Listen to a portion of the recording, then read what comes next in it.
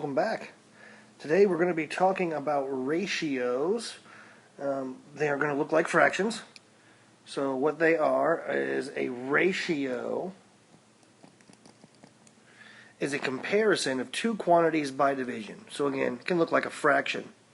So a ratio can be used to represent relationships within sets of parts to a whole or between sets.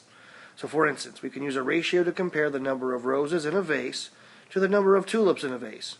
So that's between two completely different sets of things, roses compared to tulips. Or we compare the number of green frogs in a pond to the total number of frogs in the same pond. So we're talking about two things within the same set. One type of frog versus other types of frogs. All right? And then there's three different ways to write ratios. We are going to do the fraction in simplest form. All right? So, for example, you would write the A over B. All right? Now, you could also use it with a colon. A colon B. But we're not going to do that. This is math class. Then you could also use the word 2, because this is how you read it. A to B. Both of these are read this way. A to B is how you'd say them out loud. But, again, we're in math class. We're going to stick with the fractions. All right, so let's look at some examples of what your work will look like today. And again, it's pretty basic, but again, this is kind of building up to something. We're going to be working on using ratios and proportions that we worked on yesterday to solve real-world problems, but we got to combine the two things first. All right, so it says write the ratio that compares the number of footballs to the number of tennis balls. So the key here is the order in which they say things is always top to bottom or first to last. So it says compare the number of footballs. So that means in my fraction, I would like the number of footballs to be written on the top. And then we're going to compare that to the number of tennis balls. And that's what's going to go on the bottom. Alright, so then it's just a count. Footballs, there's 1, 2, 3, 4 of them. The tennis balls, there's 1, 2, 3, 4, 5, 6. And then we always reduce fractions. There's never a time you do not. Always reduce fractions. So the fraction 4 over 6 needs reduced. Divide them both by 2, and we get an answer of 2/3. Again, we always want that fraction to be reduced in our final answer.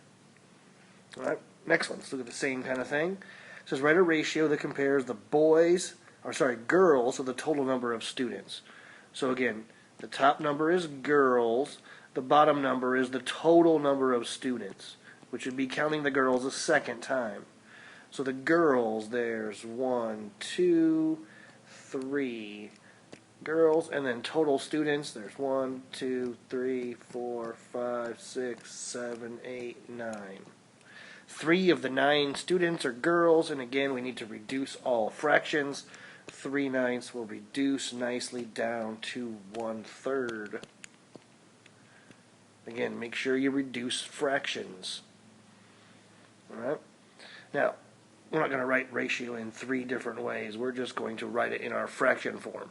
And then again, don't forget to simplify each ratio. Alright, so question number 1 there. I'm going to put my answers down here below. So the number of dogs to the number of cats. So again, I would put dogs on top, cats on bottom. Count the dogs. I count 2. Count the cats. I count 2. Again, reduce it, but stays in fraction form. 2 divided by 2 really makes 1 over 1. There's 1 dog for every 1 cat. All right, then number 2. There's 4 roses out of 24 flowers. So we're talking again, 4 roses out of 24 flowers, which once again needs reduced. All right, that's going to reduce down to 1 rose and 6 flowers. Again, if you need help with reducing fractions, use your calculator. Alright, and then last one here, we've got 12 circles to 8 squares. And once again, you can divide both of those by 4, so we're going to end up with 3 circles to 2 squares as our reduced answer to that one. All right, so that's what you're working on today. Again, obviously, one of the key factors here is reducing fractions. And again, if that's something you struggle with and you need a little help with, you know how to get a hold of me, either through email or through Zoom. All right, good luck.